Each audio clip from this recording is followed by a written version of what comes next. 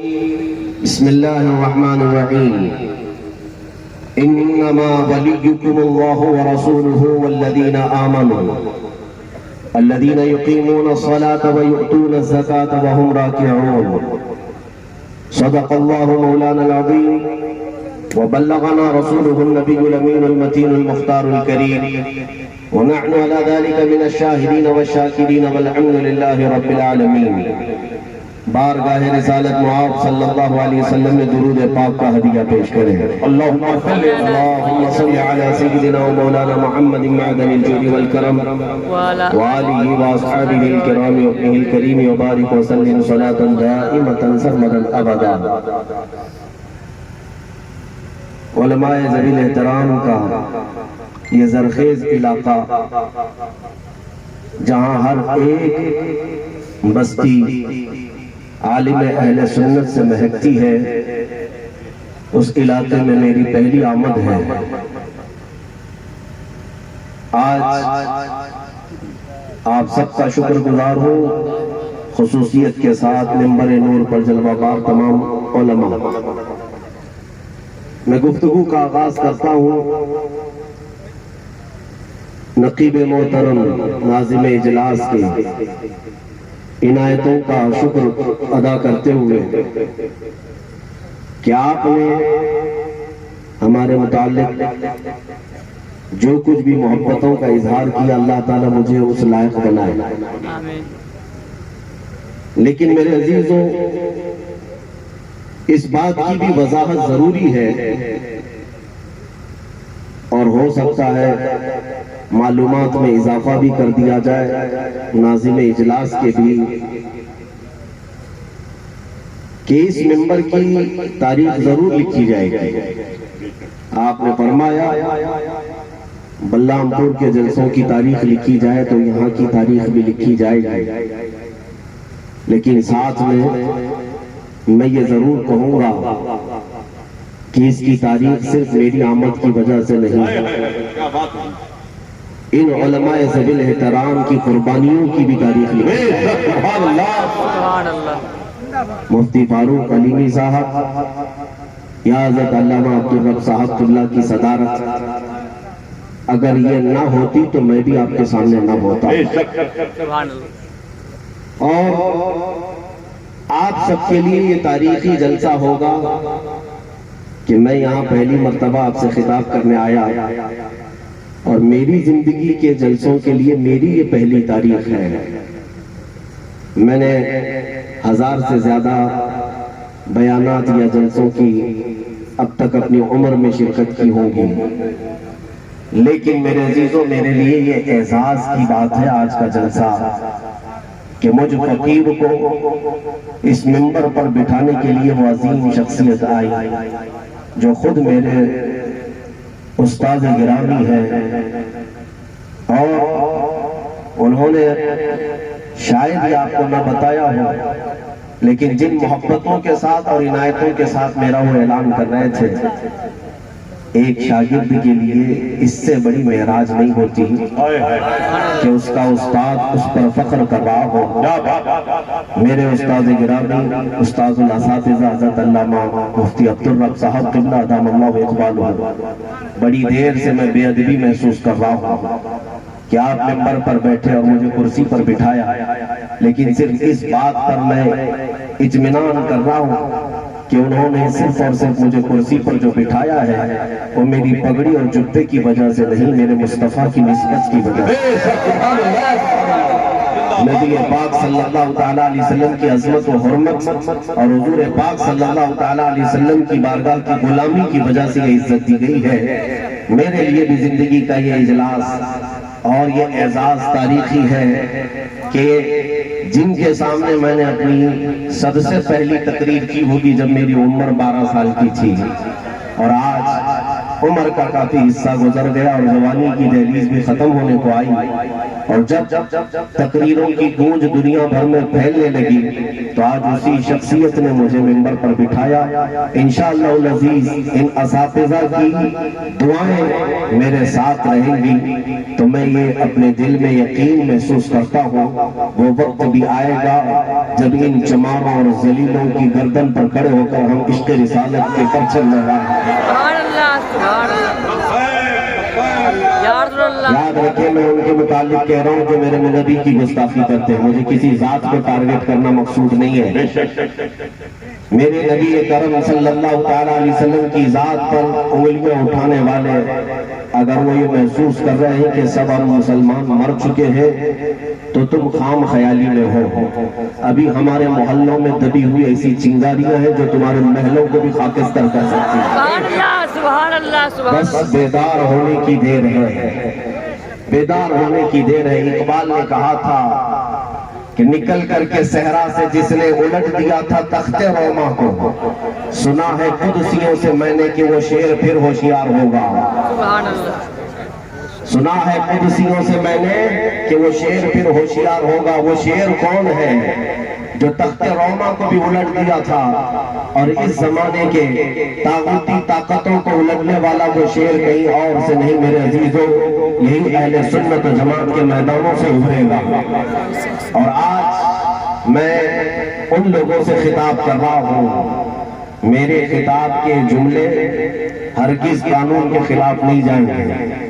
میں ان لوگوں سے خطاب کر رہا ہوں جنہوں نے اپنے ماں کی گود میں دودھ کے ساتھ عشق رسول بھی پیا.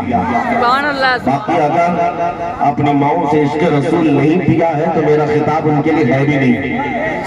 میں ان کے لیے خطاب نہیں کر رہا. ایک بات میں آپ کو بتا دینا چاہتا ہوں, گھبراؤ نہیں, نا امیدی کی زندگی چھوڑ دو. خوف و ہراس تم زیادہ پھیلاتے ہو. یہ آج کا جو پروپیگنڈا ہے کہ جتنے سوشل میڈیا میں پھیلانے والے ویڈیوز ہیں وہ خوف و ہراس اور تمہارے اندر دہشت پیدا کرنے کے لیے پھیلائی جاتی ہے تاکہ تمہارے دلوں کے اندر کا ایمان متزلزل ہو جائے, کمزور پڑ جائے اور تم ڈر کے مارے گھروں میں سسکتے رہ جاؤ اور سکون کی سانس بھی نہ لے پاؤ. میرے عزیزوں, جسے اپنے رب کی ذات پر یقین ہے, میرے مصطفیٰ کریم صلی اللہ علیہ وسلم کی عنایتوں پر یقین ہے, وہ جنگلوں میں بھی تنہا رہے گا اور خوف ہے آزاد رہے گا. یہاں پر بہت سارے جنگلی درندے ہمارے درمیان آ چکے جو تخت پر بھی چڑھ چکے, جنہیں آلریڈی جنگل میں ہونا چاہیے تھا وہ تختوں پر ہیں. لیکن میرے عزیزوں, اللہ رب العزت تمہارا امتحان لیتا ہے. کیا اس طرح کے کاغذی کتوں سے جو شیر بنتے ہیں تم ڈر جاتے ہو؟ تم محمد عربی کے شیر ہو, نبی کریم صلی اللہ تعالیٰ علیہ وسلم کے غلاموں. آپ کو میں ایک بات بتا دوں, ایک صحابی رسول حضرت سفینہ, یہ مدینے کے ایک نواح میں موجود, مضافات میں موجود جنگل میں بھٹک گئے تھے. جنگل میں راستہ بھٹک گئے, کافی دیر تک انہیں راستہ نہیں مل رہا تھا, لیکن جنگل کی ایسی ہولنا کی کہ اچانک ایک شیر کے دہاڑنے کی آواز آئی اور بہت ہی خوفناک درندہ سامنے آتا ہوا نظر آیا. شیر تھا. شیر سے کون نہیں ڈرتا؟ حضرت سفینہ جو صحابی رسول ہیں وہ شیر کو قریب آتے دیکھتے ہیں جو بھوکا ہے اور پھاڑ کھانے کی نیت سے آ رہا تھا. انہوں نے ڈنڈا اٹھایا, لکڑی اٹھائی, پتھر اٹھایا. کیا اٹھایا؟ اپنے ڈیفنس کے لیے کچھ نہیں, بلکہ درندہ جیسے ہی وہ شیر دوڑتا ہوا آیا, پکار کر کے سفینہ نے کہا, یا ابا الحارث انا مولا رسول اللہ, اے پھاڑ کھانے والے درندے سن لے میں رسول اللہ کا غلام ہوں. روایت میں موجود ہے حضرت سفینہ نے جیسے ہی یہ الفاظ نکالے اپنی زبان سے, وہ جو منہ پھاڑے آ رہا تھا شیر اپنا سر جھکائے حضرت سفینہ کے قدموں کو چاٹنے لگا. ان کے قریب ایسے آیا جیسے کوئی وفادار کتا آتا ہے. کافی دیر تک ان کے پیروں کے پاس اپنا سر جھکائے رہا. پھر تھوڑی دیر کے بعد حضرت سفینہ کہتے ہیں وہی شیر اپنی دم کے اشارے سے مجھے مدینے تک کا راستہ بتا کر چلا گیا. پتہ یہ چلا میرے عزیزوں, نبی پاک صلی اللہ تعالیٰ علیہ وسلم کی سچی غلامی ہو تو دنیا کا کوئی درندہ تم پر حاوی نہیں ہو سکتا. بریلی کے امام اہل سنت फाजिल बरेलवी ने एक निस्बत पर फख्र करते हुए हमें ये सिखाया था, क्या दबे जिसमें हिमालय का हो पंजा तेरा, क्या दबे जिसमें हिमालय का हो पंजा तेरा, शेर को खतरे में लाता नहीं कुत्ता तेरा। गौसे आजम के दरबार का कुत्ता अगर बड़े बड़े शेरों को फाड़ सकता है तो मोहम्मद अरबी के दरबार के कुत्ते का आनंद क्या हो। मेरे अजीजों, मैं इन इनायतों का बड़ा शुक्रगुजार हूं। मैं नात खां नहीं हूं और नात खां हजरात का दौर अभी खत्म हो चुका। थोड़ी देर मुझे इत्मीनान से सुन लें। मैंने काफी देर से देखा आप बहुत ज्यादा नोटों की बारिश करने वाले हैं, लेकिन मेरे खिताब में नोटों की नहीं अपने गर्दनों की बारिश करनी होगी। मेरे मुस्तफा करीम के कदमों पर अब तक तुमने मोहब्बत के नगमे सुन करके अपने जेब से नोट को लहराए। ऐ नौजवानों, क्या तुमने ऐसा दिलेर और गयूर नौजवान है जो मेरे मुस्तफा का नाम आए तो कदम पर अपनी गर्दन कुर्बान करे।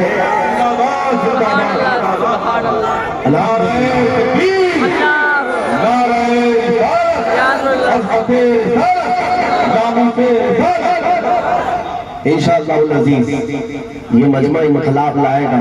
अहले मिंबर उलमा, मैं आप सबसे ये कहूँगा कि काफी तकरीरों के बाद अब इत्मीनान सा होने लगा, इसलिए कि बार बार मुझे एक साल से डराया जाता था, खौफ दिलाया जाता था, कुछ अपनों की तरफ से कुछ गैरों की तरफ से, मारे जाओगे, पकड़े जाओगे, जेल जाओगे, सजा काटोगे, फांसी पर चढ़ोगे। बहुत सारे दिनों से हम भी इंतजार कर रहे हैं, वो वक्त कब आएगा जब नामे मुस्तफा पर काटे जाएगा। बहरहाल अब तो ये इंतजार भी अब हमारे लिए इत्मीनान बख्श होने लगा। अब अगर जाएंगे भी तो इस बात का मलाल नहीं होगा कि कौम को खामोश छोड़ाए। इंशाअल्लाह अज़ीज़ अगर हमारी गर्दनें कटती हैं तो मेरा रब्ब जुल जलाल अपने हबीब की नामोस की हिफाजत के लिए लाखों चिरागों को फिर से रोशन फरमाएगा। तुम एक दिया जलाओ, एक दिया बुझाओगे, मेरा मौला हर गली में एक दिया रोशन फरमाएगा। आज तो मैं एक तारीख बता दूं, आज मैं जो कहने जा रहा हूं वो ये है कि बेशक अल्लाह और उसके रसूल तुम्हारे मददगार। अल्लाह कुरान में कहता है इन्नमा वलियुकुमुल्लाहु व रसूलुहु, तुम्हारा मददगार अल्लाह है और उसका रसूल है। खौफ की क्या बात है।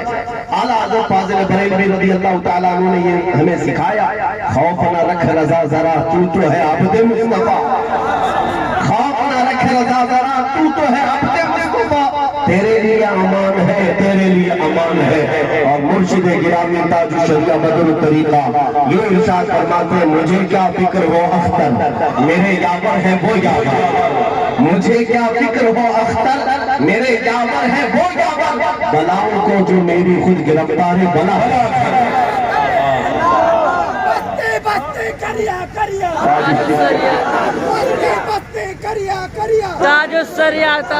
जिस दिन तुम्हारे दिलों से खौफ निकल जाएगा मेरे अजीजों, दुनिया की कोई ताकत तुम्हें ज़ेर नहीं कर सकेगी।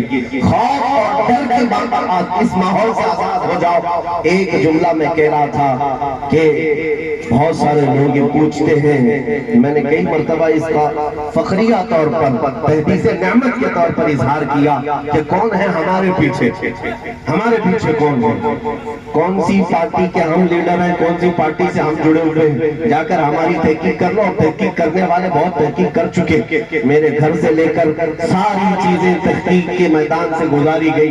ये कितनी प्रॉपर्टी रखता है, कितने लोगों से ताल्लुक रखता है, कौन सी पार्टी से इनका ज्यादा ताल्लुक है, बीजेपी कांग्रेस कौन सी है, बहुत सारी तहकीकात। ये मिजाज पहले से नहीं रहा, हमारी कोई पार्टी नहीं है और हमें जल्दी कौन कबूल करता है, टेढ़ी खीर कौन निकलना चाहेगा, कोई जल्दी कबूल करता नहीं। लेकिन मैंने एक साहब से कहा था कि तुम पूछते हो कौन है जो आपको बैकिंग करता है, कौन है सपोर्ट करता है। हमने कहा था तुम यहाँ सपोर्ट कौन करता है पूछ रहे हो, हमारा अकीदा तो ये है कयामत के दिन भी तुम ढूंढते रह जाओगे, ढूंढते रह जाओगे। बिरादर आला हज़रत इमाम ज़मान ने हमें ये सिखाया था, ढूंढा ही करे सदरे ढूंढा ही करे सदरे कयामत के सिपाही, वो किसको मिले जो तेरे ہماری حیثیت صرف اتنی ہے کہ میرے مصطفیٰ نے اپنی چادر ڈالی کی ہے. جب تک یہ عنایتوں کی چادر ہوگی انشاءاللہ میرا رب تعالیٰ ہر بلا سے محفوظ رکھے گا. عزیزان گرامی وقار، میں جو بات عرض کر رہا ہوں وہ یہ ہے، خوف اور ڈر میرے مصطفیٰ کے غلاموں کے اندر نہیں آنی چاہیے. ابو داؤد شریف کی حدیث ہے، نبی اکرم صلی اللہ تعالیٰ علیہ وسلم نے ارشاد فرمایا، قیامت کے قریب ایک زمانہ تم پر ایسا آئے گا کہ اللہ تعالیٰ تمہارے دلوں پر کافروں کا خوف ڈال دے گا، دشمنوں کا خوف ڈال دے گا. صحابہ نے پوچھا ایسا کیوں ہوگا؟ حضور پاک صلی اللہ علیہ وسلم نے فرمایا، دو چیزیں تمہارے اندر آ جائیں تو تمہارے دلوں پر دشمنوں کا خوف آ جائے گا. وہ دو چیزیں کیا ہیں؟ حضور فرماتے حب الدنیا و کراہیت الموت. جب تم دنیا سے بے انتہا محبت کرنے لگ جاؤ گے اور موت سے بھاگنے لگو گے تو تمہارے دلوں پر خوف ڈال دیا جائے گا. میرے عزیزوں، مومن خوف نہیں کرتا اپنی موت سے. موت ان کے لیے اندھیرا ہے جن کو جل کر جہنم میں جانا ہے. مومن کے لیے موت تو تحفہ ہے مدینے والے کا دیدار کرنا. سبحان اللہ سبحان اللہ. ڈر کس بات کا، خوف کس بات کا؟ دنیا میں اگر سب سے بڑی کوئی سزا ہو سکتی ہے تو کیا ہے؟ سب سے بڑی سزا کیا ہو سکتی ہے؟ موت ہے. موت سے زیادہ کوئی سزا نہیں ہے. موت سے زیادہ کوئی سزا نہیں ہے. اور ہمیں ہمارے امام نے یہ سکھایا ہے، ہماری جان صرف اور صرف دوائیاں کھا کھا کر کے حفاظت کرنے کے لیے نہیں ہے. اعلیٰ حضرت نے ہمیں یہ سکھایا ہے، کرو تیرے نام پہ جان فدا. یا رسول اللہ، نہ ایک جان دو جہاں فدا، تو جہاں سے بھی نہیں جی بھرا، کرو کیا کروڑوں جہاں نہیں. ہماری یہ جانیں اگر میرے مصطفیٰ کریم صلی اللہ تعالیٰ علیہ وسلم کے نام پر قربان ہوتی ہے تو خوف کی بات نہیں، عیب کی بات نہیں. سنو میرے عزیزوں، دو چند مثالیں میں آپ کو بتاتا ہوں. اللہ رب العزت قرآن میں فرماتا ہے، وَاللَّهُ يَعْصِمُكَ مِنَ النَّاسِ. اے رسول، آپ کو آپ کا رب ہمیشہ محفوظ رکھے گا. اللہ تعالیٰ اپنے رسول کی حفاظت میں ہے، کل بھی آج بھی اور قیامت تک اللہ تعالیٰ اپنے رسول کی حفاظت میں ہے. رسول کریم صلی اللہ تعالیٰ علیہ وسلم کو کوئی غزل نہیں پہنچا سکے گا. جو کچھ یہ کتے بھوک رہے یا اپنا خراب کرتے، میرے مصطفیٰ کا کچھ نہیں. تو گھٹائے سے کسی کے نہ گھٹا ہے نہ گھٹے گا. یا رسول اللہ، جب بڑھائے تجھے اللہ تعالیٰ تیرا، مٹ گئے مٹتے ہیں مٹ جائیں گے آتا تیرے، نہ مٹا ہے نہ مٹے گا کبھی چرچا تیرا. میرے مصطفیٰ کریم کے متعلق قرآن کہتا ہے، اے رسول، آپ کی حفاظت اللہ فرما رہا ہے تمام لوگوں سے. اور وہ جب حفاظت پر آتا ہے، رب تعالیٰ جب حفاظت کرتا ہے تو میرے عزیزوں وہ کنکروں سے بھی کرتا ہے، پتھروں سے بھی کرتا ہے، جانوروں سے بھی کرتا ہے. لیکن قسمت اس کی ہے کہ اگر تم جیسے یا ہم جیسے نبی پاک کی عزت کی حفاظت کے کام آ گئے تو روئے زمین کے افضل ترین لوگ ہوں گے، افضل ترین لوگ ہوں گے. اس لیے کہ اپنے نبی کے خدمت کے لیے اللہ ان کو چنتا ہے جو دنیا میں افضل ہوا کرتے ہیں. ایرے غیرے نتھو کھیرے کا کام نہیں میرے نبی کی عزت پر پہرا دینا. جب نبی پاک کی عزت پر کوئی پہرا دیتا ہے تو پوری دنیا کا وہ اعلیٰ حضرت بن کر کے دلوں پر راج بھی کرتا ہے. سبحان اللہ. حضور پاک کی عزت کو سب چڑھ کر کے بولتا ہے تو وہ زمانے کا امام بنتا ہے. عزیزان گرامی وقار، عام لوگوں کی حیثیت نہیں ہوتی. اس لیے اگر کبھی ضرورت پیش آئی، اپنی جان، اپنا تن، اپنا من، سب کچھ نبی پاک کی عزت کے لیے قربان کرو. میدانوں میں یوں ہی نہیں، کپڑا، روٹی، نالے، سڑک، بجلی، پانی کے لیے بار بار آتے رہے اور بھیک مانگتے رہے کہ ہماری سڑک صحیح کر دی جائے، ہمارے نالے، ہمارے گٹر صحیح کر دیے جائے، ہماری راشن کارڈ، ہمارے ووٹر آئی ڈی صحیح کر دیے جائے. دنیا کے ان تمام اسباب کے لیے تم آتے رہے، لیکن میرے عزیزوں قیامت کے دن ان کی گردنیں اونچی ہوں گی جو کبھی میرے نبی کی عزت کے لیے بھی آواز اٹھائے کہ ہمیں دنیا میں اگر کوئی چیز نہیں ملتی تو کوئی حرج نہیں، میرے نبی کی عزت کی سلامتی کی ضمانت دے دی جائے. عزیزان گرامی، میں آپ کو بتاتا ہوں، دو مثالیں میں آپ کو بتاؤں گا. آج جو کچھ ہو رہا ہے، دیکھیں کوئی بھی اگر نیگیٹو لیتا ہے تو یہ اس کی ذمہ داری. ہم پازیٹو بولتے ہیں اور نہ ہی کوئی سیاسی آدمی ہو. حضرت نے مجھے حکم فرمایا، لیکن بات کرنے کا لب و لہجہ لوگ سمجھ جاتے ہیں. آج تمہارے خاتمے کے منصوبے، تمہیں ہمیشہ کے لیے زمین سے اجاڑ دینے کے منصوبے، کیا یہ اسی دھرتی پر نہیں بنائے جا رہے؟ یہ آج کے نہیں، ابو جہل کے زمانے میں بھی بنائے گئے۔ میٹنگیں ہوئی رات بھر، وہاں پر بھی دھرم سنسد ہوتے تھے مکہ میں بھی، اور کئی گرو گھنٹال بیٹھتے تھے محمد کا قتل کریں گے صلی اللہ علیہ وسلم۔ صحابہ کو مار کر کے بھی دیکھا، موب لنچنگ کر کے بھی دیکھا، لیکن اقبال نے کہا کچھ بات تو ہے کہ مٹی نہیں ہستی ہماری، کچھ بات تو ہے کہ مٹی نہیں ہستی ہماری، صدیوں رہا ہے دشمن دور زماں ہمارا، یونان و مصر و روما سب مٹ گئے جہاں سے، باقی مگر ہے اب تک نام و نشاں ہمارا۔ نعرہ تکبیر، نعرہ رسالت، مسلک اعلیٰ دو باتیں میں ضرور عرض کرنا چاہوں گا، کبھی تم اپنی تعداد پر بھی فخر مت کرنا، کیا آج ہم لاکھوں کی تعداد میں، کروڑوں کی تعداد میں، کروڑوں کیڑوں سے کچھ نہیں ہوتا، ایک شیر بھی ہو تو کافی ہو جاتا ہے۔ سبحان اللہ۔ تعداد پر بھروسہ کرنے کی بھی تمہیں کبھی ہم تلقین نہیں کرتے، نہ ہی لوگوں پر ڈیپینڈ رہو، نہ ہی نیتاؤں پر، نہ ہی کسی اور ڈپارٹمنٹ پر، بلکہ تمہارا جو کچھ توکل ہونا چاہیے اللہ اس کے رسول کی ذات پر۔ تم اگر آواز اٹھاؤ گے تو اللہ کے بھروسے پر، رسول پاک کی محبت پر، یہ مت سوچنا کہ کتنے لوگ میرے سپورٹ میں ہیں، کتنے میدان میں آئیں گے۔ دونوں مثالیں میں آج رکھتا ہوں، میں مختصر سی گفتگو کروں گا لیکن آپ کو حالات کے قریب کر کے جاؤ۔ میرے ذہن میں دو مثالیں ہیں، دو مثالیں ہیں۔ کبھی ایسا ہوا کہ پوری قوم ہمارے ساتھ لیکن تمہیں قتل ہونا پڑا، اور کبھی ایسا کہ کوئی ہمارے ساتھ نہیں، تنہا ہو کر کے بھی اسلام کا پرچم بلند ہوتا۔ یہ دونوں مثالیں تمہارے پاس رکھتا ہوں، آپ کو پتہ ہونا چاہیے اللہ تبارک و تعالیٰ جب کسی کے حق میں آزمائش مقرر کرتا ہے تو وہ اس آزمائش سے گزرتا ہے۔ کوفہ کی وہ سرزمین تمہیں یاد ہے جہاں امام مسلم کے ہاتھ پر 10,000 سے زیادہ لوگ ایک رات میں بیعت کیے، اور تعداد بڑھتی گئی۔ ایک وقت وہ آیا جب یزید کا گورنر کوفہ کی سرزمین پر داخل ہوا اور اپنے ظلم کی چکی میں لوگوں کو پیسنے لگا، تو یہ وہی قوم تھی جنہوں نے سب اپنی علیحدگی کا اعلان کیا، امام مسلم کو تنہا چھوڑ دیا تھا، ان کے ساتھ تو اہل بیت کی نسبتیں ہیں، وہ رسول اللہ کے ہاشمی گھرانے سے ہیں، لیکن کیا ہوا، ابن زیاد ظالم نے ان کے سر کو قلم کیا اور کوفہ کے گورنر ہاؤس سے ان کی لاش کو لٹکایا۔ قوم تھی لیکن اللہ کو منظور تھا آزمائش، اور وہ آزمائش سے گزرے۔ لیکن میں جانتا ہوں ایک زمانہ ایسا آیا تھا جب چنگیز جیسا ظالم بادشاہ مسلمانوں کا قتل عام کتنا کیا تھا، تقریباً 6 سے 7 لاکھ مسلمانوں کو قتل کیا۔ اس زمانے کی تعداد بہت بڑی ہے۔ ایک وقت ایسا آیا کہ چنگیز نے تقریباً 300 سے 400 مسلمانوں کو قید کیا، صفوں میں کھڑا کیا، جلاد کو حکم دیا کہ صفوں میں شروع سے لے کر ہر ایک کی گردن اڑا دینا۔ فوج کس کی ہے؟ چنگیز کی۔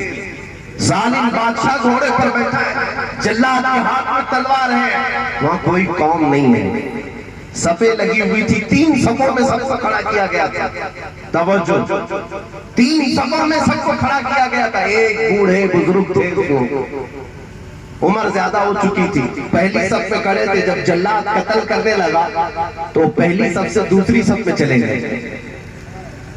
چنگیز کھڑا ہو کر دیکھ رہا تھا اپنے گھوڑے پر بیٹھ کر، دیکھا پہلی صف سے دوسری صف میں چلا گیا، پہلی صف پوری قتل ہو گئی، دوسری صف کی باری آئی، پھر چنگیز نے حکم دیا کہ دوسری صف کے ساری گردنیں اڑاؤ۔ جلاد اڑاتے جا رہا تھا، وہ بوڑھے بزرگ دوسری صف سے تیسری صف میں چلے گئے۔ اب یہ لاسٹ صف تھی، آخری صف۔ جب دوسری صف پوری کٹ گئی تو تیسری صف کی باری آئی۔ چنگیز ہنس رہا تھا اور اپنے ہاتھ میں کھلونا لے کر کھیل رہا تھا گھوڑے پہ بیٹھ کر۔ کہا او بوڑھے، اب تو صفیں ختم ہو گئی، پیچھے کوئی صف نہیں، اب تجھے کون بچائے گا؟ اب تجھے کون بچائے گا؟ اس بوڑھے بزرگ نے دبی آواز میں کہا اللہ، سبحان اللہ، وہیں سے پکارا اب بھی میرا اللہ ہے، میں نا امید نہیں ہوں، اب بھی میرا اللہ ہے۔ اس نے جلال میں آ کر کے کہا جلال جلد سے جلد تیسری صف کو بھی اڑاؤ۔ تیسری صف کی گردنیں ابھی وہ جلاد کاٹ ہی رہا تھا کہ چنگیز جو گھوڑے پر بیٹھا تھا اس کے ہاتھ سے اچانک کھلونا گر گیا۔ جس کھلونے سے وہ کھیل رہا تھا کھلونا گر گیا، وہ کھلونا اٹھانے کی کوشش کر رہا تھا کہ گھوڑا بھی دھک گیا، اور چنگیز کا ایک پاؤں گھوڑے کی پیٹھ پر پھنس گیا اور گھوڑا سرکش ہو گیا اور دوڑتا دوڑتا اتنی تیزی سے دوڑنے لگا کہ چنگیز کا سر کئی چٹانوں سے کئی پتھروں سے ٹکراتا رہا۔ گھوڑا رکنا نہ رکا، اتنا بھاگتا رہا کہ فوج اس کے پیچھے لگ گئی، سپاہی پکڑنے کے لیے پیچھے لگ گئے، لیکن گھوڑا رکا نہیں، کئی چوٹیں آئی یہاں تک کہ اس کا سر پھٹ گیا، اور ایک جگہ جا کر گھوڑا رکا تب تک تو چنگیز کی موت ہو چکی تھی، چنگیز کی موت ہو چکی تھی، اور جلاد بھی نہیں، سپاہی بھی نہیں، وزیر بھی نہیں، اس بوڑھے بزرگ کی صف ابھی تک صحیح سلامت موجود تھی۔ جہاں پورے کفر کا قلعہ تھا، جہاں کفر کی فوجیں تھی، کفر کا بادشاہ تھا، ظالموں کے جنرال تھے، اس وقت اگر ایک بوڑھے بزرگ کا توکل بولتا ہے کہ اللہ میرے ساتھ ہے، تو مولا اس کفر کی دھرتی پر بھی ایمان والوں کی حفاظت کرتا ہے۔ یہ بات میں تمہیں بتانا چاہتا ہوں کہ تم کبھی یہ مت محسوس کرنا کہ ہمارا کوئی نہیں ہے، ہمارے حق میں بولنے والا کوئی نہیں ہے، نہیں بولتا ہے تو کوئی بات نہیں، ہم نے ان سے آس لگائی کیوں؟ ان سے آس کیوں لگائے جو 5 سال میں ایک مرتبہ بھیک مانگ کر تمہارے ووٹوں سے تخت پر جا کر بیٹھتے ہیں، ان سے تم آس لگا کر بیٹھے ہو کہ ہمارے حق میں بولیں گے، ہمارے حق میں بولیں گے؟ نہیں، تم آس اگر لگاؤ تو کس سے؟ بریلی کا امام کہتا ہے جو نہ بھولا ہم غریبوں کو رضا، ہم غریبوں کو رضا، اس کی اپنی عادت کیجئے، میرے کو یاد کرنے سے کیا ہوگا؟ میرے آقا فرماتے ہیں تمہارے قدموں میں اگر کانٹا بھی چھپ جائے تو اس کے درد کا احساس مجھے بھی ہوتا ہے۔ وہ نبی ہے جو تمہارے دردوں کو سمجھتے ہیں، تمہارے غم کو سمجھتے ہیں۔ آس لگانا ہے تو مدینے والے کا آمنہ کے لال سے اپنی امیدیں باندھو، مدد آئے گی تو گنبد خضرا سے آئے گی انشاءاللہ العزیز۔ عزیزان اکرام، میں اپنے اس قوم کو وہی توقع دینا چاہتا ہوں، ہو سکتا ہے ہم گنہگار بہت ہیں، میں اس کا اقرار کرتا ہوں، اور بارگاہ مصطفیٰ میں کبھی ہم روتے ہیں کھڑے ہو کر، ہم اقبالی مجرم ہیں یا رسول اللہ، ہم اقراری مجرم ہیں۔ ہمارا حال تو یہی ہے کہ ہماری نمازوں کا ٹھکانہ نہیں، ہمارے اعمال کا ٹھکانہ نہیں، بہت گناہ ہو چکے، لیکن ایک بات سے اب بھی سینہ فخر کرتا ہے یا رسول اللہ، گنہگار تو ہے لیکن غدار نہیں ہے، غدار نہیں ہے۔ ہماری قوم اب تک میرے مصطفیٰ کریم کے لیے وفادار ہے، اس بات کا ثبوت ہے۔ میرے عزیزوں، میں نے جس وقت آواز اٹھائی میرے مصطفیٰ کریم کی عزت کے لیے، جانتے ہو بڑے بڑے نمازی اپنی جگہ پر، زکوٰۃ دینے والے اور حج کرنے والے اپنی جگہ پر، لیکن میں نے دیکھا ہے جو چرس گانجے بھی پیتے تھے، نشہ بھی کرتے تھے، لیکن انہیں جب خبر پہنچی کہ مدینے والے کی عزت کی بات کی جائے گی، میرے پاس چل کر کے آئے، فون میں میسج لے کر کے آئے، کہا مولانا ہم عمل کے کچے ضرور ہیں لیکن مدینے والے کی آپ بات کر رہے تو گردن لے کر کہا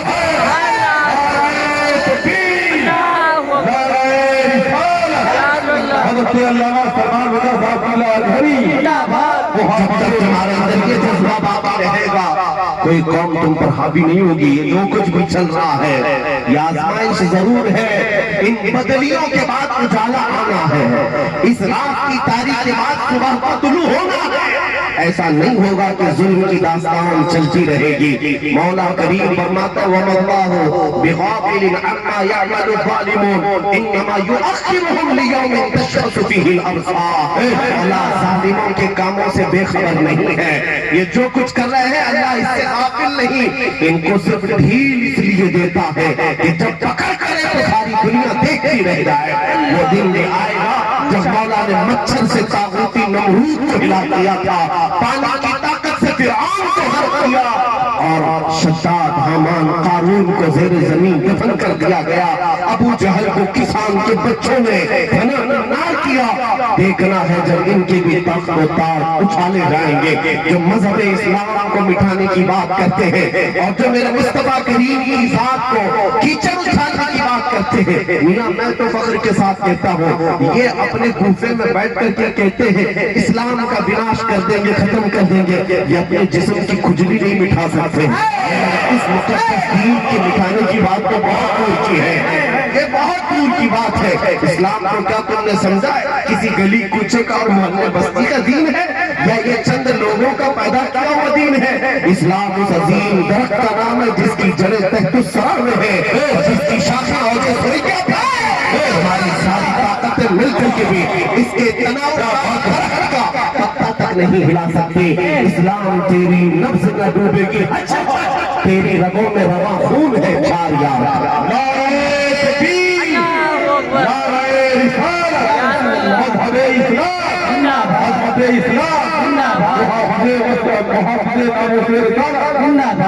اب ایک ذمہ داری کی بات میرے عزیزوں، اتنی اپنے اندر غیرت بیدار کرو، اتنی غیرت بیدار کرو، ہر چیز گوار کر لوں گا لیکن میرے نبی کی عزت پر کوئی سمجھوتا نہیں کروں۔ جس دن تمہاری غیرت بیدار ہو گئی تو پھر اللہ تبارک و تعالیٰ اس امتحان سے بھی تمہیں نکال گا، اس امتحان سے نکالے گا۔ یہ امتحان کا دور ہے، میں سمجھتا ہوں، اور چند سال سخت آئیں گے، ہو سکتا ہے ہمارا خون بہے گا، ہو سکتا ہے قتل عام ہوگا، لیکن ہم اس سے ڈرتے نہیں۔ ہمارا تو عقیدہ یہ ہے اسلام زندہ ہوتا ہے ہر کربلا کے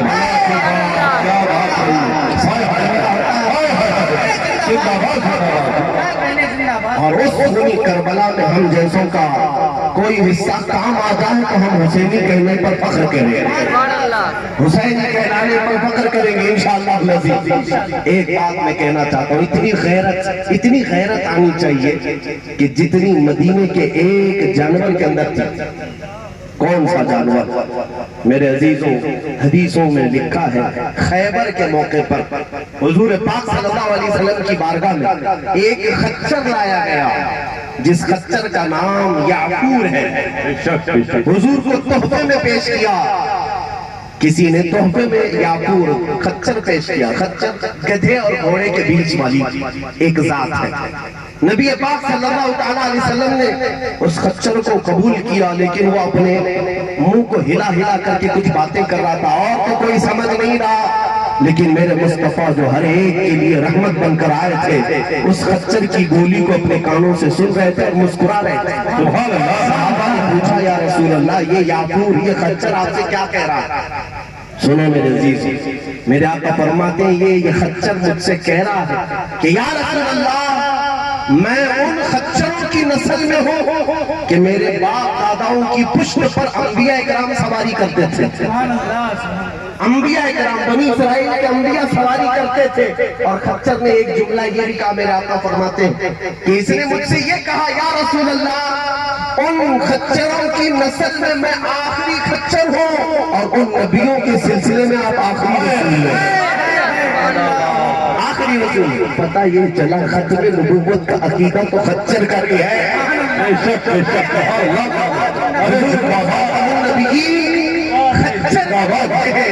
یہ قادیانی خنزیر ابھی بھی میرے نبی کی ختم نبوت پر ڈاکہ ڈالتے ہیں۔ سنو، اور آگے جو مزے کی بات ہے وہ کیا ہے؟ اتنی غیرت ہونی چاہیے، اتنی غیرت۔ اس خچر نے حضور کی بارگاہ میں اور ایک بات کہا، یا رسول اللہ، میں زندگی پر ایک یہودی کی ملکیت میں تھا، ایک یہودی مالک تھا میرا، اور وہ مجھے اپنے گھر پہ پالتا تھا، لیکن یا رسول اللہ زندگی پر کبھی میں اس کو اپنی پیٹھ پہ بیٹھنے نہیں دیا۔ مالک تھا، جب بیٹھنے کی सही कोशिश करता मैं उसे गिरा देता था। हुजूर ने पूछा, ए याफूर, ए खच्चर, तू ऐसा क्यों करता? वो तेरा आका था, तेरा मालिक था।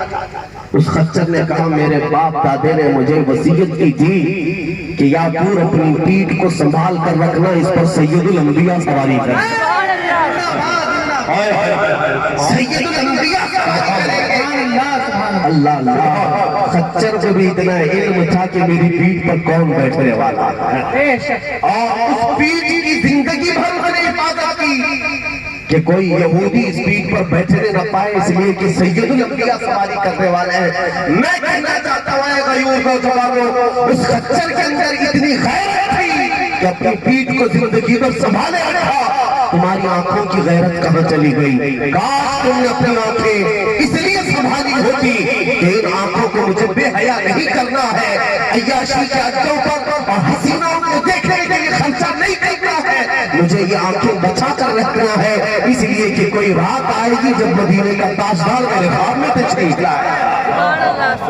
अगर तुम इतनी गैरत को बेदार कर लो कि मुझे ये हाथों को संभाल रखना है, इन हाथों से मुझे गलादा को नहीं छूना, बेहयाई और गुनाहों को नहीं करना, इसलिए कि ये हाथ में संभाल रखूंगा, वो वक्त आएगा जब मदीने के ताजदार अपने नरम नरम हाथों से मुझे मुसाफा करे।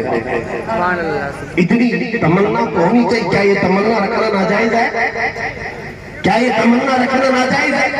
नहीं मेरे अजीजों, हमारे बुजुर्गों ने तो हमें सिखाया है, रोज ये तमन्ना करके सो, मेरे आका आओ कि मुद्दत हुई तेरी राह में अखियां बिछाते बिछाते, हाँ मेरे आका आओ कि मुद्दत हुई है तेरी राह में अखियां बिछाते बिछाते, तेरी हसरतों में तेरी यादों में बड़े दिन हो गए घर को सजाते सजाते, सुना है आप हर आशिक के घर तशरीफ लाते हैं। या रसूल अल्लाह, मेरे घर में भी हो जाए चरागा, मेरे घर में भी हो जाए चरागा। रसूल अल्लाह, ये तमन्ना तो हर मोमिन की है, बल्कि शहजादा आला हजरत ने हमें ये सिखाया, दुआ करना तो है नौजवानों, यूं दुआ करो, कुछ ऐसा कर दे मेरे किरदार आंखों में, हमेशा नक्श रहे हुए यार आंखों में, उन्हें न देखा तो किस काम की है ये आंखें कि देखने की है सारी बहार। फरिश्ते जो पूछे कब्र में किसकी उम्मत हो, मुफ्ती आज़म हिंद फरमाते हैं कि अगर हम मर करके भी जाएं कब्र में, फरिश्ते पूछेंगे किसकी उम्मत हो, तो देखो आशिक रसूल जवाब क्या देता, कहते हैं फरिश्तों से हम कहेंगे लो देख लो है तस्वीर यार आंखों में। इतनी हमारे अंदर गैरत और तमन्ना बाकी होनी चाहिए। मदीने की उन माओं को हजारों सलाम जिन्होंने बच्चे पैदा ही किए थे मेरे मुस्तफा की हिफाजत के लिए, नबी पाक सल्लल्लाहु अलैहि वसल्लम की हिफाजत के लिए। आज हमारे इस मजमे में खवातीन भी आई हैं या बच्चियां आई हैं। मेरी अजीज बहनों, आज जिंदगी गुजारने का एक मिजाज बना लो। अगर तुम चाहती हो कि तुम्हारे बुढ़ापे में तुम्हारा बच्चा ऐसा हो कि तुम्हारी चादर को पकड़ करके बारगाहे खुदा में दुआ करता हो, तुम्हारी अजमतों पर सलाम करता हो, ना फरमान बेटा ना हो, तो उसके लिए खिलौने लाने की जरूरत नहीं। उसकी तरबियत में कॉन्वेंट में इंग्लिश मीडियम में पढ़ाने का मसला नहीं है। एक नुस्खा दे जाता हूँ, जो माँ अपने बच्चे की तरबियत में मोहब्बत रसूल पिलाती है, फिर वो 80 साल की भी हो जाए, उसका बच्चा 50 साल 60 साल का भी हो जाए, लेकिन वो झुक करके अपनी माँ के कदमों के हौसले लेने का फख्र महसूस है। आज तुम्हारी तरबियत की यही जरूरत है। मैं जब भी पढ़ता हूँ मेरी आंखें बह जाती हैं। मदीने तैयबा की एक खातून जंगे ओहद बड़ी सख्त जंग हुई है, 70 सहाबा की शहादत हुई, 70 सहाबा की जाने गई, मैदान पूरा खून से भरा हुआ है। एक मदीने की खातून दौड़ती आई, कहा या रसूल अल्लाह, सुना है मेरा एक नौजवान बेटा शहीद हुआ, अगर आप इजाजत दे तो मैं उसकी लाश को देखूंगा। माए तवज्जो करना चाहता हो, जो चाहता हो, एक किसी का जवान बेटा हो वो इंतकाल कर जाए तो यहाँ लोहा होता है, मातम होता है, कपड़े फाड़े जाते हैं, बाल बिखेरे जाते हैं। मदीने की उस खातून को लाखों सलाम। आई मैदान उहद حج میں بھی تو بیٹا دیکھنے نہیں جا رہی، پہلے اجازت میرے مصطفیٰ سے لینے آئی۔ سبحان یا اللہ رسول اللہ اگر آپ حکم کریں تو بیٹے کی لاش کو دیکھ لو۔ حضور پاک نے فرمایا جا بی بی دیکھ لے۔ صحابہ کہتے وہ خاتون آئی میدان میں، لاشوں کو دیکھتی دیکھتی اس کا حسین و جمیل نوجوان شہزادہ خون میں لت پت میدان میں گرا تھا، جس کی عمر 25 سال سے زیادہ کی نہیں ہوگی۔ میرے عزیزوں، وہ خاتون آئی، اپنے شہزادے کو دیکھا اور پہلے اس کے جسم سے جبے کو ہٹاتا، جو جبہ پہن کر کے وہ شہید سویا تھا، جبہ اٹھایا اور اس کی لاش کو پلٹ دیا، پیٹھ پر پورا ہاتھ پھیرتی رہی اور اس کے بعد پھر اس کو اپنے میدان میں سلاتی ہے اور مٹی کے اس میدان میں سجدے پہ جھک جاتی ہے، بارگاہ الہی میں کہتی ہے رب العالمین تو نے میری سن لی، مولا تو نے میری قبول کر لی۔ قریب کھڑے کسی صحابی نے پوچھا مائی خاتون یہ کیا کر رہی ہے اپنے بیٹے کے ساتھ جس کا انتقال ہوا ہے، یہ کیوں اسے پلٹ پلٹ کر دیکھ رہی ہے؟ وہ خاتون کا جواب سنو میرے عزیزوں، آج تم نے بچے پیدا کیے ہیں کس کام کے لیے؟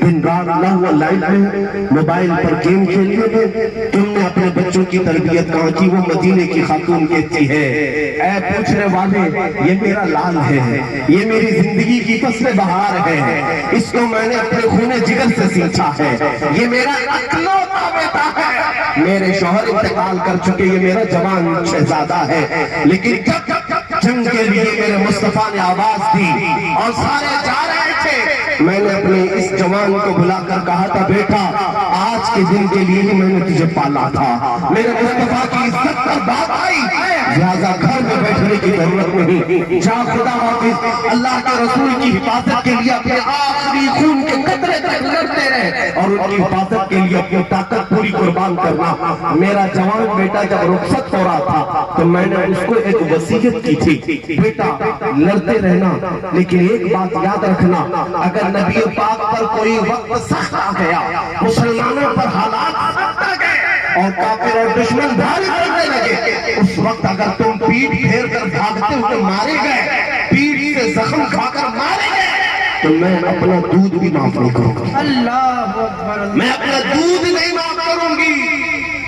یہ میں نے وصیت کی تھی اپنے بیٹے کو، اور جب میدان احد کی میں نے تاریخ سنی، وہ خاتون کہتی ہے مجھے آج خبر یہ دی گئی کہ میدان احد میں مسلمانوں پر یہ کفار غالب آ گئے تھے، دشمن حاوی ہو گئے تھے، بہت سارے لوگ میدان سے ادھر ادھر بھاگ رہے تھے، تو مجھے یہ افسوس ہونے لگا کہیں میرا لالا میرا تو شہزادہ بھی بھاگ تو نہیں گیا، نبی پاک کی عزت کو چھوڑ کر اپنی جان بچانے کو بھاگا نہیں، اسی لیے میں دوڑی آئی، پوچھا تو پتا چلا میرا بیٹا شہادت کا جام نوش کر چکا ہے، پھر بھی مجھے یقین نہیں آ رہا تھا، میں نے آ کر اپنے بیٹے کے جبے کو اٹھایا اور پیٹ کو مل کر کے دیکھا، پھر شکر کے لیے سجدے میں اس لیے گری کہ میرے بیٹے کے پیٹ پر ایک بھی زخم نہیں، میرا بیٹا شہید ہوا ہے تو سینے کے زخم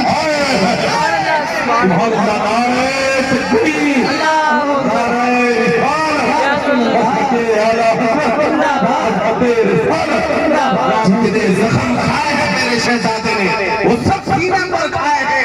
تب میں میرے مولا کی بارگاہ میں سجدہ ریز ہو گئی، کہا مولا تو نے میری قبول کر لی، میرا بہادر اور غیور بیٹا تو نے اپنے نبی کی عزت کی حفاظت کے لیے قبول کر لیا۔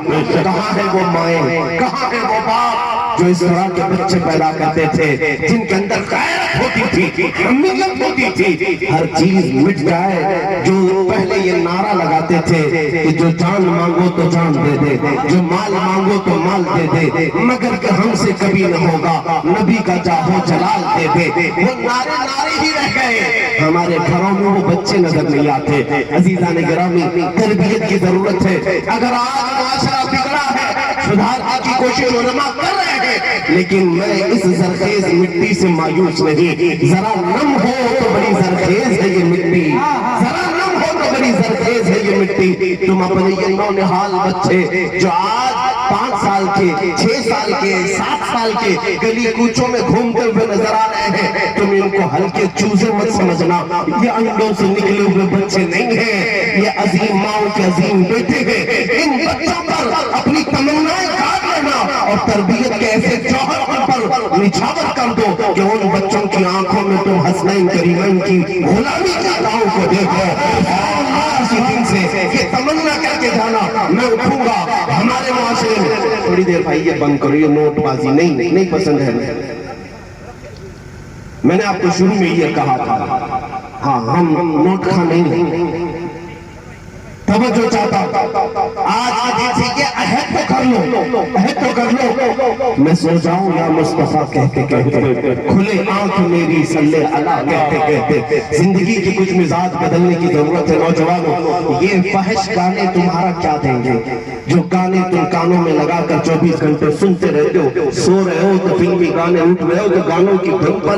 तुम्हें पता भी नहीं कौन सी रात तुम्हारी आखिरी रात है जिंदगी में, कौन सा सूरज आखिरी बात हो रहा है तुम्हारी जिंदगी में, तुम्हें खबर भी नहीं। क्या तुम इस बात को पसंद करते हो कि गाने सुनते सुनते अल्लाह की बारगाह में उठाए जाओ?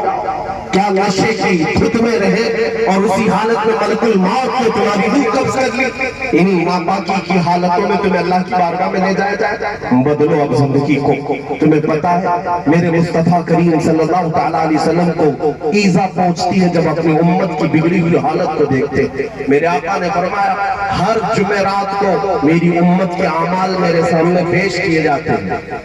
फरिश्ते तुम्हारे सबके अमाल मदीने लाकर मेरे आका को सुनाते हैं, मेरे भी सुनाते हैं, तुम्हारे भी सुनाते हैं। लेकिन जब मेरे मुस्तफा को सुना रहे होंगे फरिश्ते, फला का बेटा या रसूल अल्लाह आज फला नुक्कड़ पर खड़े होकर के बेहयाई कर रहा था, अजनबी औरतों पर उंगलियां उठा रहा था, आंखें चार कर रहा था। बताओ जब तुम्हारे ये किस्से फरिश्ते नबी की बारगाह में सुना रहे हो, मेरे मुस्तफा को कितनी ईज़ा पहुंचती है। ऐ मेरे अजीजों, तुम आइडियल इन गैरों की उन हरकतों को बनाए हुए हो जिनको फिल्मों में मुजरा करते हुए देखते हो। आज मुझे अफसोस इसी बात का है कि हमारा नौजवान तबका ये टिकटॉक और मुजरे करने में लगा है। दुनिया इसको इन हालतों पर ला कर रखी है। तुम खालिद बिन वलीद के वारिस हो, तुम हैदर कर्रार के वारिस हो, हसनैन करीमैन के गुलाम हो, गौसो ख्वाजा आला हजरत का नाम लेने वाले हो। तुम्हारे हाथों में ये गंदी वबाएं, गंदी बलाएं कहां से आ गई? तुम अपनी जिंदगी को आज बदलो, क्योंकि मेरा मौला फरमाता है काना हक़्क़न अलैना नस्रुल मुमिनीन। हमने अपने ऊपर लाज़िम कर लिया है कि ईमान वालों की मदद करें। ईमान कौन? ईमान वाला कौन होता है? जो सारी दुनिया से ज्यादा अपने नबी से मोहब्बत करता है, वो ईमान वाला। जिस दिन तुम्हारे अंदर ईमान का ये दर्जा आ जाएगा, मदद तो आएगी, मदद तो आएगी। तुम अगर लाखों के जंगल में भी घिर जाओ, मौला वहां पर भी मदद करेगा। जो रब ताला अपने रसूल की हिफाजत मकड़ी के जाले से करता है, कबूतर के अंडन से करता है, क्या वो रब्बुल जुल जलाल आज की इन हालतों में अपने हबीब की उम्मत को यूं ही जाया कर देगा, छोड़ देगा? नहीं, तुम अपने अमाल की वजह से नाउम्मीद होते जा रहे हो, वरना मौला की रहमतों के दरवाजे आज भी बंद नहीं, आज भी बंद नहीं। यही क्या कम है कि करोड़ों के दरमियान तुम थोड़ी सी तादाद में हो, फिर भी अल्लाह अकबर का फख्र से नारा लगाता। आज भी अल्हम्दुलिल्लाह फख्र से इबादत करते हो। उन दिनों के आने से पहले जब तुमसे ये सब चीजें छिन जाए, वापस मदीने के गुंबद खजरा की उस छांव में आ जाओ और तौबा कर लो। मैं अब अपने आखिरी जुमले इन पर रखता हूं। मेरे अजीज माँ और बहनों, मदीने की एक खातून आई, हुजूर पाक जिहाद में जा रहे थे, 1.5 साल का बच्चा लेकर के आए। कहा या रसूल अल्लाह इसको भी अपने साथ ले जाए। कोई जंग करने के काबिल बच्चा है। बड़े बड़े सहाबा वहां पर सफे लगा रहे हैं और एक खातून 1.5 साल का दूध पीता भी बच्चा लेकर आई। मेरे आका ने पूछा इसका क्या होगा? कहा या रसूल अल्लाह इसके अलावा मेरे घर में कोई नहीं। हर घर से माँ जवान भेज रही है, मेरे शोहर इंतकाल कर चुके, कोई नहीं, ये 1.5 साल का है। लेकिन मैंने सोचा मैं अकेली घर में ये बच्चा लेकर क्या करूं? या आपके काम आ जाए तो मेरी किस्मत से। सुनो मेरे अजीजों, 1.5 साल का बच्चा क्या करेगा, क्या करेगा जंग में जा करके? लेकिन उस खातून के जज्बे को लाखों सलाम। वो कहती है मुझे मालूम है या रसूल अल्लाह मेरा बच्चा तीर नहीं चला सकता, तलवार नहीं चला सकता, लेकिन इतना तो है कि आप अपने सहाबा मुजाहिदीन के हाथों में दे दें, जब दुश्मनों की तरफ से तीर चलेंगे तो मेरा बच्चा ढाल के काम میرا بچہ ڈھال کے کام آ سکتا ہے، آپ کے صحابہ کی حفاظت کے لیے میرا بچہ آج کام آ سکتا ہے۔ وہ مائیں کہاں ہے جو رسول کی عزت کے لیے بچے پیدا کرتی تھی؟ آج ضرورت اس بات کی ہے کہ عشق رسول کو صرف نعروں میں نہیں، اپنے گھروں میں بیدار، اپنے گھروں میں بیدار کرو۔ حالی نے کہا تھا حضور کو یاد کرتے ہوئے کہ امت پہ تیرے وقت عجب آ کے پڑا ہے یا رسول اللہ، جو دین نکلا تھا بڑی شان سے اپنے وطن سے، آج وہ پردیس میں غریب الغربا، آج اسلام اپنے ہی گھروں میں اجنبی ہو گیا ہے۔ تم مجھے بتاؤ، اسلام زندہ باد کا نعرہ بہت لگاتے ہو، کیا اس اسلام کو تم اپنی بیوی بچوں پر بھی پسند کرتے ہو؟ تم اپنے گھروں پر بھی اسلام کو پسند کرتے ہو؟ تم اپنے گھروں میں اسلام کو پسند نہیں کرتے اور یا مجمع میں بیٹھ کر اسلام زندہ باد جواب، تم اپنے چہروں پر اسلام کو نہیں پسند کر رہے، تم اپنے لباس پر اسلام کو نہیں پسند کر رہے، تم تو اپنی زندگی کے تمام اخلاق و کردار کسی یہودی اور عیسائی کے بنانا چاہتے ہو، پھر یہاں اسلام زندہ باد۔ یہ قول و فعل میں تضاد اچھا نہیں۔